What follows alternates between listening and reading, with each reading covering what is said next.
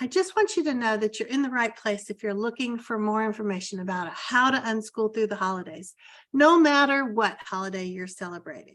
If you've been worried about doing enough or how you're going to keep the kids learning with all the extra that gets piled on with the holidays, I'm here to show you the way. After we do this workshop together, here's what's going to happen. You can enjoy the holidays with your family, focus on what really matters, and see that learning really is in everyone's hardwiring without you doing anything special. Maybe you will just become an unschooler for a month. That's okay. You know, when people talk about gap years, they say they learn so much simply by immersing themselves in real life. Well, let's learn from that and give you a gap month. Immerse yourself in real life. Don't stress over expectations. Make some great memories with the kids because these are what they're going to remember. And they will learn so much. You really can ditch the lesson plans and the curriculum. Yes, really. I know it's hard to believe that they're actually going to learn without you teaching them, right? And we have so many skeptics among us. And I know that the questions that are going to come up, like how will they keep learning? Good parents press on and do whatever it is, whether it's hard or not, right? And some of you worry that you're not creative enough to unschool or veer away from the curriculum. Or you worry about kids falling behind or having gaps in their learning, right? But still, we hear so many voices in our head resist, and we wonder, why are we resisting? We're resisting because of those voices that we have in our heads. Maybe we've heard things like this out loud, or maybe now we've internalized it all. The judgment, the shame, the fear. And we don't even need other people to say these things to us. We say them to ourselves. We have so many years of conditioning. The time we were in school was so long, we were told that there was only one right way to learn. And then there's the society push that is so preoccupied with following all the patterns we picked up in school. You know, we spend a portion of our coaching calls in the membership group every week helping parents dismantle these fears, see where they're from, see how to live a life that isn't governed by fear. Maybe it's time to join us. I saw this just today and I thought, oh man, this is my child and I trying to make it through 3 more weeks of school before winter break. Whew. Why live like that? Because I know if you're here, you don't want to. All right. So what happens? Unschooling to the rescue. It really can be like this. Maybe today's webinar will be tossing you a lifeline to help you see that you don't have to duplicate school. You can prioritize relationships with your kids, their interests, their curiosities, because that's unschooling in a nutshell.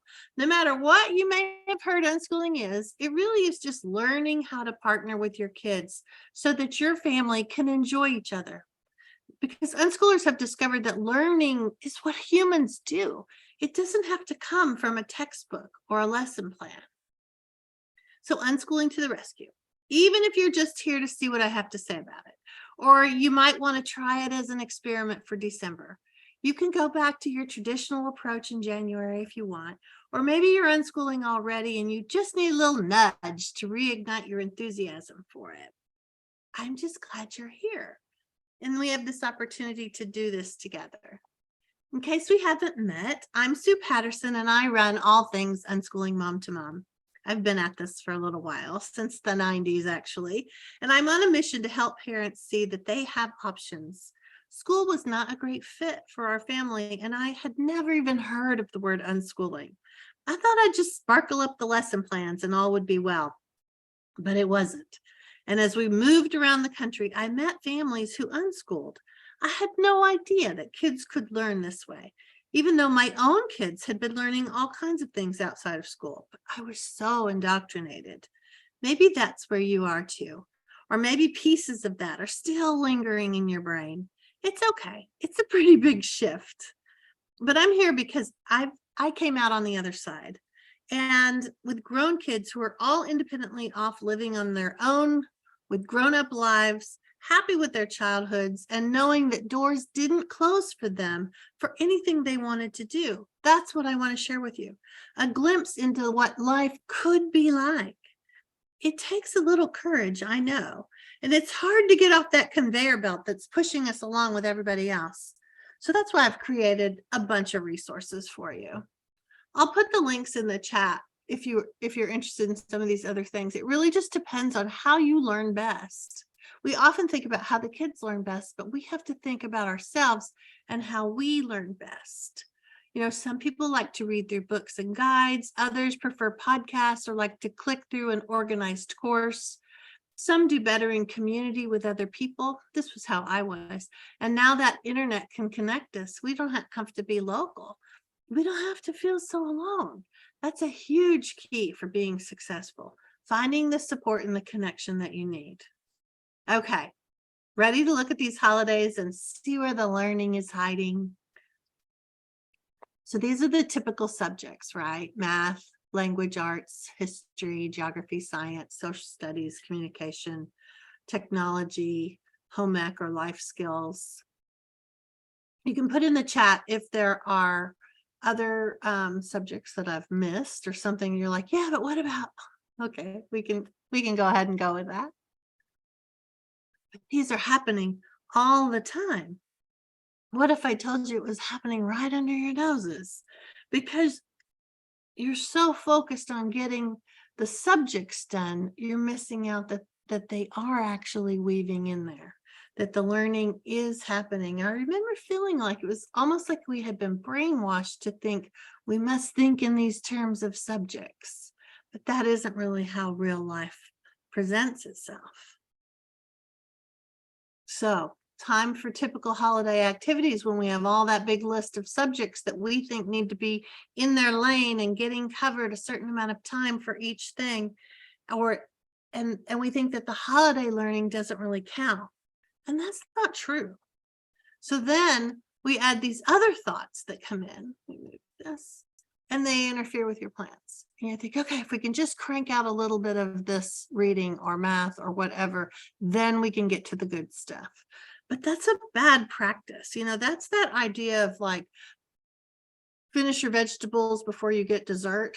And the concept is, I get it, that you're trying to get healthy food in, but you are overvaluing the dessert, undervaluing the vegetables. I mean, there's a huge conversation we can have about this, but the point being the same with doing your schoolwork, your lesson plans before you get to the fun stuff. You make the lesson plans not desirable. You make the learning not fun. And you somehow help them make a connection that learning doesn't happen in the fun stuff. Learning only happens in the drudgery. And we don't want that to happen. But I have great news. Holiday shopping, holiday baking, crafts, decorating, service, get-togethers with family and friends are full of opportunities to learn. So before we dive into that, I want to give you a couple of unschooling points. Because when we focus on the real world instead of the subjects, we have to think a little bit differently than how maybe we've been raised. That the first thought is that learning is messy. The house is going to be messy.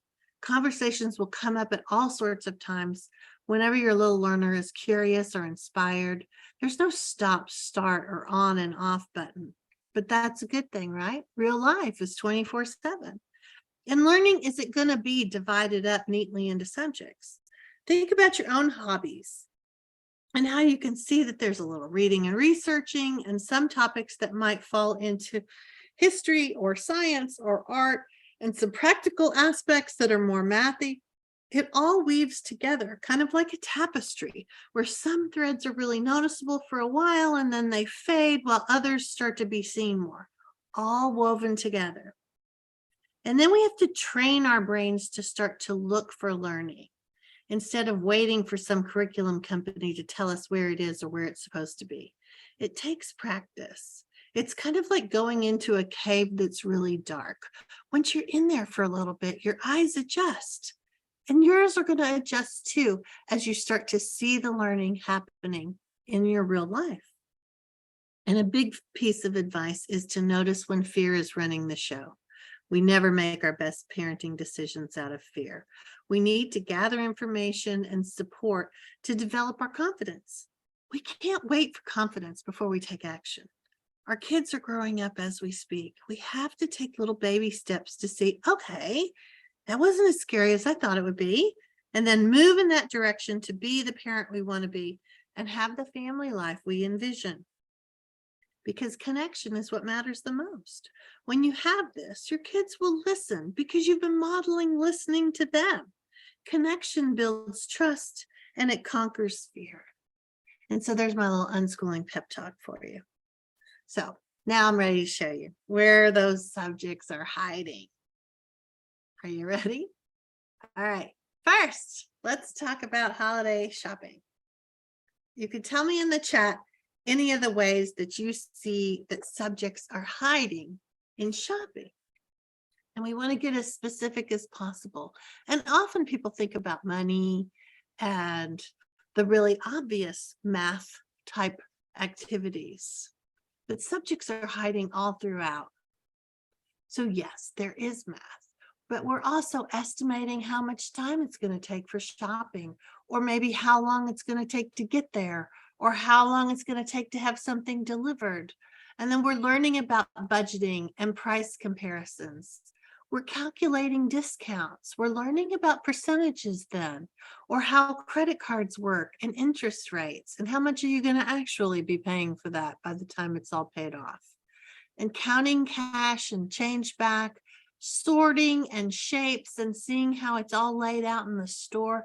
Those are all pieces of math concepts. Language arts, we're often researching about the products. We're reading reviews, we're making gift lists, we're reading store brochures and signage. The stories that we kind of tell ourselves about what we want to buy and why we want to buy it. All of that is part of our thinking in a language arts conceptual framework. Critical thinking skills, researching products, reading product comparisons, deciphering the marketing, learning to read the fine print.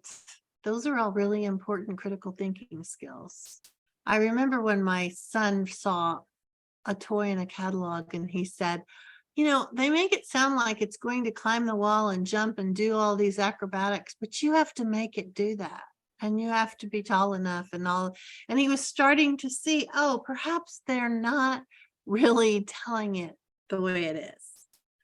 So more of that critical thinking skill development. Remember, when they're little, they're starting to think this way.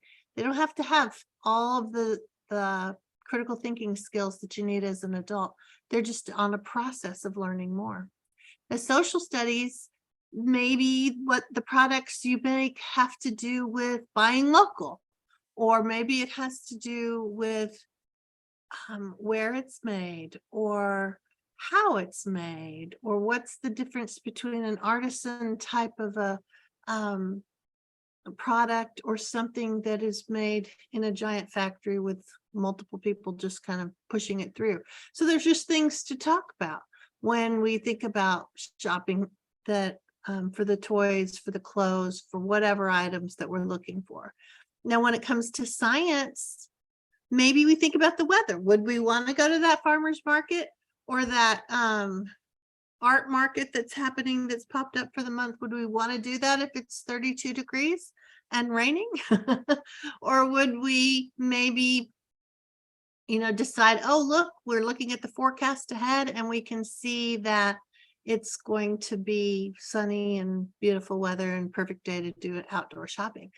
Or maybe it has to do with how we factor in how long it's going to take to get there.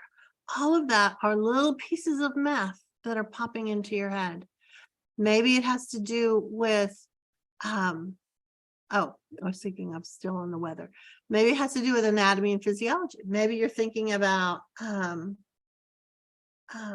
are your feet starting to hurt? Are you hungry? Do you need to, is your shoulder hurt because that one bag is pulling a little too far on that one side?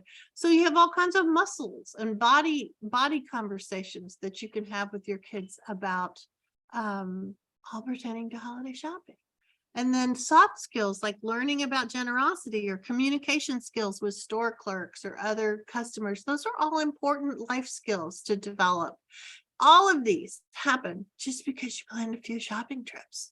Math, language arts, social studies, science, soft skills, and critical thinking skills. They're all there. Next up is holiday decorating.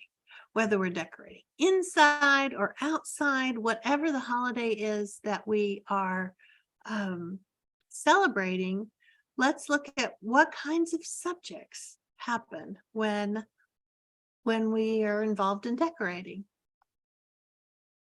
Lots of times you can look real quickly and see, oh, well, geometry, we've got a little geometric stuff going on here.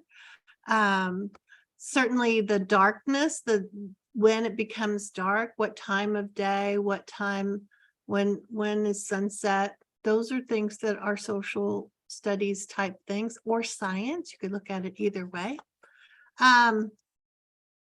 So looking at, starting with math, measuring, how much lights do we need, or did it stop right there? Maybe positioning the yard items, where you want to put the short things and the tall things, or the things you look at from the door, or the things you look at from the street. So the patterns and the symmetry and the height are important. Estimating, how much is it going to cost? What's our electric bill going to be like? There's a lot of math involved in decorating, and even inside your house, all of that budgeting. How much are we going to get a new tree? Are we going to get new plates for the big dinner? What are we going to do?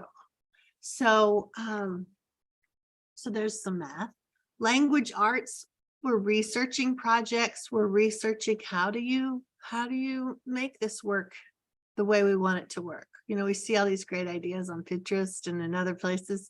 Like, okay, but could I do that? Could I really pull that off? So that researching is part of language arts. You know, they spend a lot of time in school learning how to research. An awesome opportunity for unschooled kids is that they get to spend a lot of time researching things that are interesting to them. Reading the directions, how to make it, all of that, learning, developing a vocabulary. Some of it is exposure to technical writing, where you learn how quickly, in how few words can you convey something, and so that somebody would be able to duplicate it if I give you directions. And then there's stories related to the items that are all over your house, inside and outside. And all of that is part of language arts. Maybe you're going to pull out a bunch of Christmas books and put them on the coffee table so that you can have some family reading time. So those are things that are happening from a language arts standpoint in holiday decorating. Social studies, you know, we might look at culturally, why do we decorate the way we do? What are the origins for it? Why did we start putting lights on at night? Why do we do that? There's some interesting stories. All it takes is a little Googling, and you could have some more information that's from a social studies standpoint. And it's really just, I'm a little curious, so I Google it. And guess what? I can check a few boxes about what subjects got covered in the topic that I was Googling. So from a science standpoint, maybe you're learning about tool safety and electricity, the lights and the wattage and the ladders and the physics. And again, with the weather, right? So art, they're picking up colors and patterns and combinations and what works and what doesn't work and what seems pleasing to the eye and why it might not. And those are all part of learning more about art.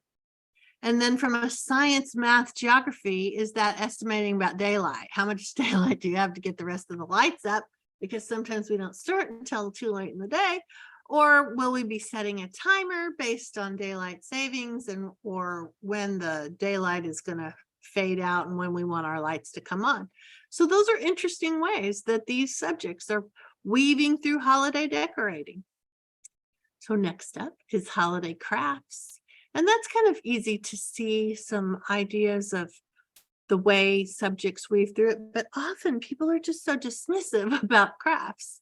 And yet subjects are happening all the time when we're making things. So whether we're measuring or estimating or cutting shapes or sequencing or sorting sizes or by color, all of that is math. In language arts, researching projects, reading directions. Is there a story behind the craft? Why do we make this? Why do we wrap presents? Why do we talk about reindeer? Why do we talk about dreidels? Why do we talk about harvest? All the different holidays that have certain items that show up that are almost symbolic for their particular holiday. Those are part of the language art stories that show up sometimes when we're messing with crafts. In science, we're mixing colors and learning about textures and where they come from. Those are different ways that science factors into holiday crafts. Glue and how the consistency changes and how it goes from wet and hardens, things that you add water to and you dilute it. So it has to do with solvents, all the different ways that science is happening in your craft projects. Social studies, you could be looking at crafts from other cultures or exploring crafts within your own community, having discussions about your own religion or about other religions or learning about other cultures. These are all available to you in the month of December, so available. And it would be really interesting to dive into it. From an art standpoint, they are learning about design elements and experimenting with new media, learning how to use different tools. All of that's happening just with simple art projects. Now, the holiday cooking and baking brings all kinds of learning. And if you need to find the subjects for it, we can do that too. For instance, lots of times we think about, math when it comes to cooking, the measuring of ingredients, doubling, halving, tripling recipes, estimating for the pan or the bowl size, the volume. Will it be enough? Will it be too small? How much time is it going to take? Constructing gingerbread houses, there's your basic geometry happening right there with them. So you could just easily set up a whole month of different fun holiday activities. And I have a PDF for you at the end that will help you check off some of the boxes of of subjects that are happening in our holiday activities.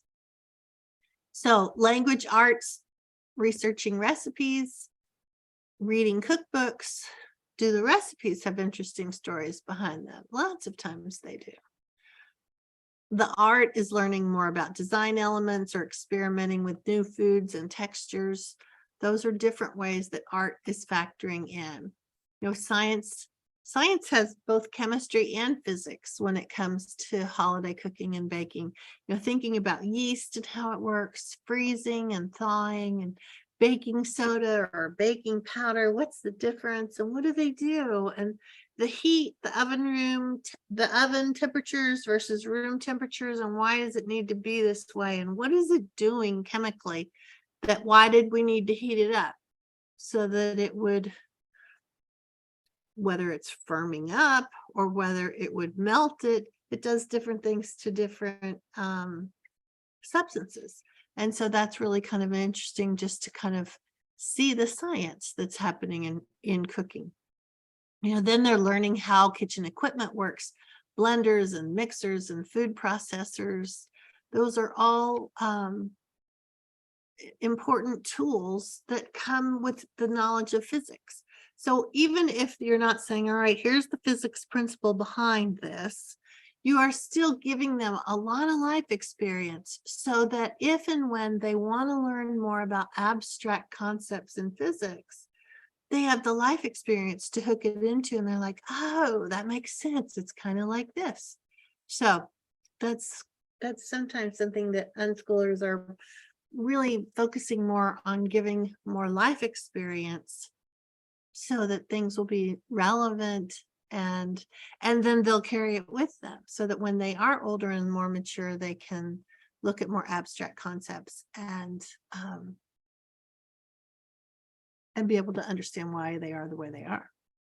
So social studies Are any recipes passed down from other generations? Do recipes originate in other countries? So there's lots of different learning, all these different subjects that are showing up in holiday cooking and baking. So community service is sometimes something that we spend a lot of time doing, and especially we seem to do it more during the holiday season. And so you don't have to think, will we do community service or will we do subjects? Because I'm going to show you how the subjects weave through here. So math, we think about time estimates, purchasing supplies, sorting, weighing things out, depending on which project you choose. You think about what all the math is involved. How long is it going to take? How far away is it? How much time at the event are we going to spend? And then reading, language arts has reading signs and labels or lyrics. If you're caroling, maybe you're going to a nursing home or you're trying something more traditional like that. All of that is language arts. And science, learning about litter and pollution, if you're doing highway cleanup or ecology or environmental science, that has to do with that. Health could be correct safety supplies, depending on what you're doing, correct clothing or shoes for the activity, packing snacks so that if you get hungry, you've got something. All of this is part of learning more about health. Also, it would be learning more about science too, as you're thinking about your own anatomy and physiology of what you need in order to do the community service. So then soft skills, compassion, kindness and generosity, empathy, gratitude, humility. We can all use a little more of those, right? And sometimes having the kids do community service projects really helps them. It helps them in a couple of ways. Number one, it shows them that they are part of the big picture. And it helps them, empowers them really to see that you can make a difference for people that are less fortunate.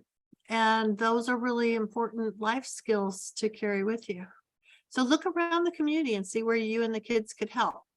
And it's really fabulous for them to be able to feel like they're making a difference in the world. So relatives and family connections, those are something too that we really skip over. Well, I mean, we do them, but we think there's no subjects happening.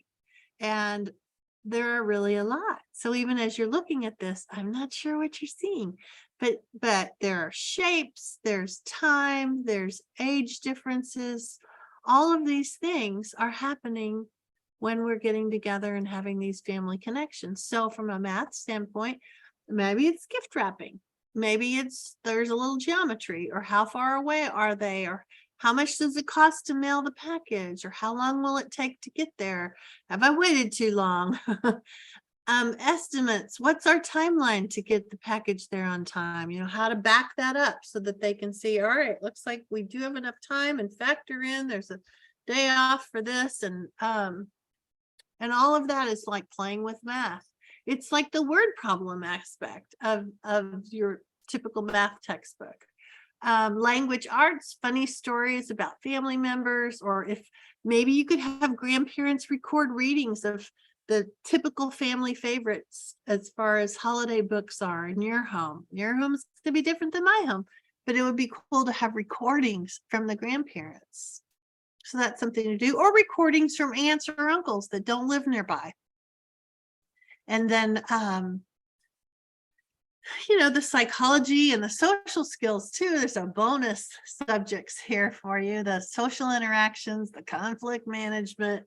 Those are all things that are good to help kids figure out, how are we going to navigate this? What are we going to do? How are we going to handle different situations? All of that is in the psychology and social skills category. Social studies, you know, learning about family history. What are your cultural traditions? What are other people's cultural traditions? Maybe that they've married into your family, or they're your next door neighbors. What's that about? And so when you have these different connections with people. It brings in opportunities to learn more about social studies.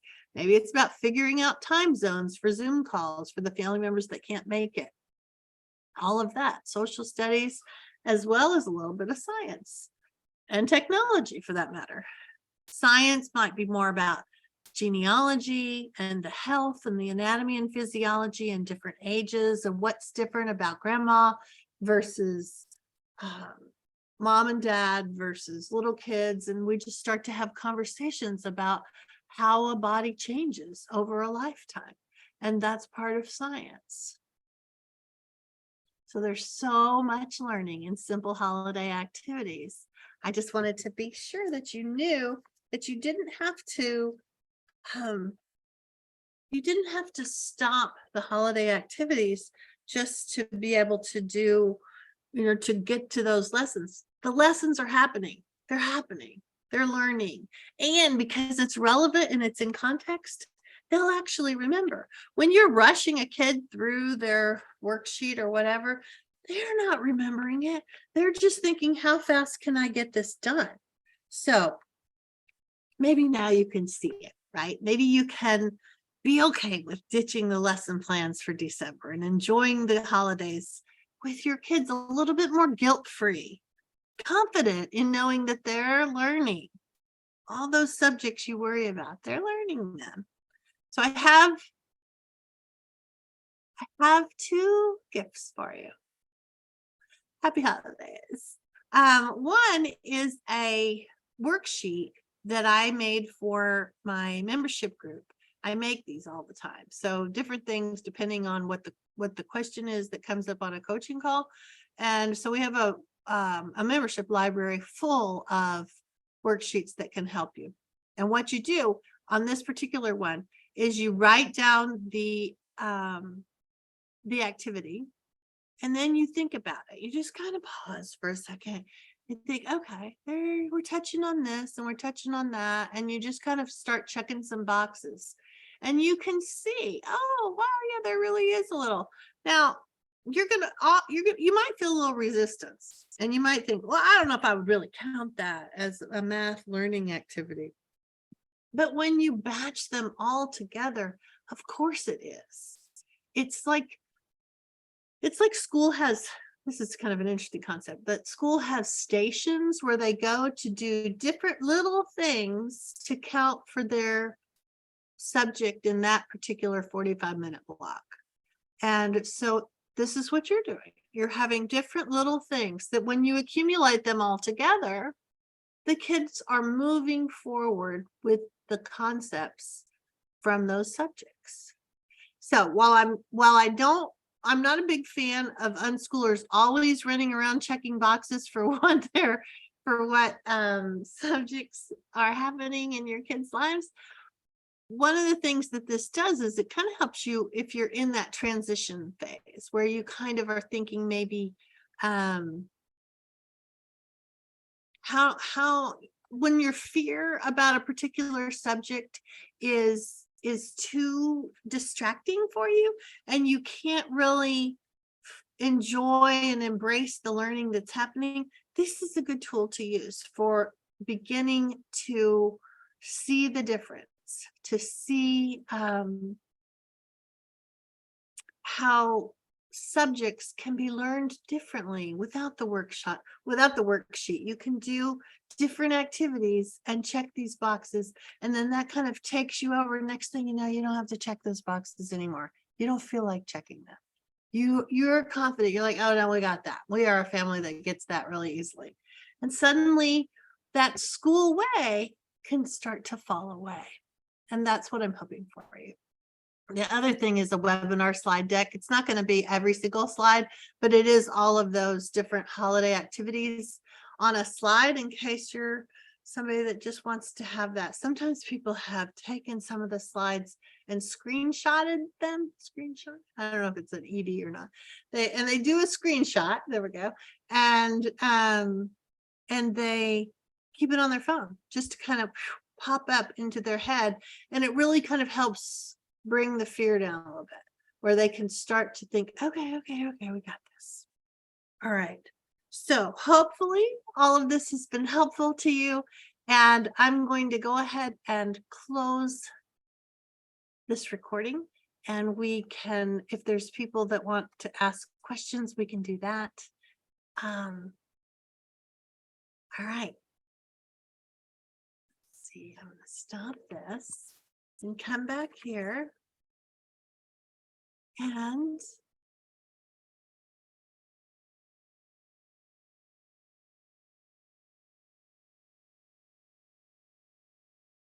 I talked a little long. All right.